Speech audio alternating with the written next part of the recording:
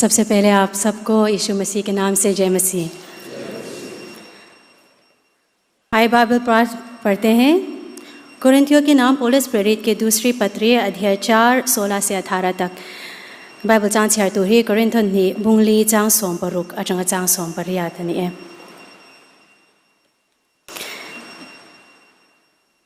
इसलिए हम हिवाफ नहीं छोड़ते, यद्यपि हमारा बाहरी मनुष्यत्व नष्ट होता जाता है, तो भी हमारा भीतरी मनुष्यत्व दिन प्रतिदिन नया होता जाता है, क्योंकि हमारा पल भर का हल्का सा क्लेश हमारे लिए बहुत ही महत्वपूर्ण और अनंत महिमा उत्पन्न करता जाता है।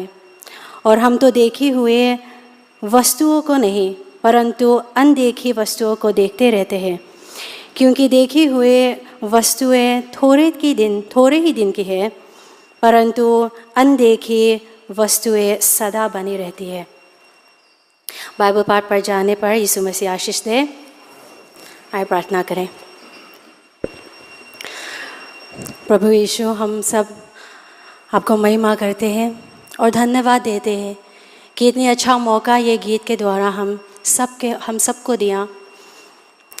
और विनती है प्रभु कि आज हम दिल से आपकी महिमा और स्तुति कर सके,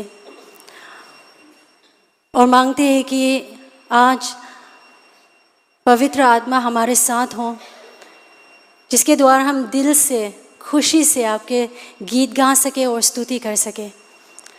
प्रभु मांगते हैं कि यहाँ पे आज आपके राज्य आए।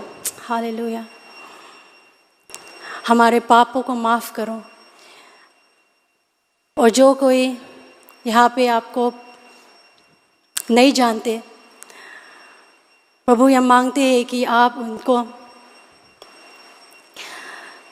आपके द्वारा, आपकी पवित्र आत्मा के द्वारा आपको जान सके। हम जो भी करें आपके महिमा के लिए करें।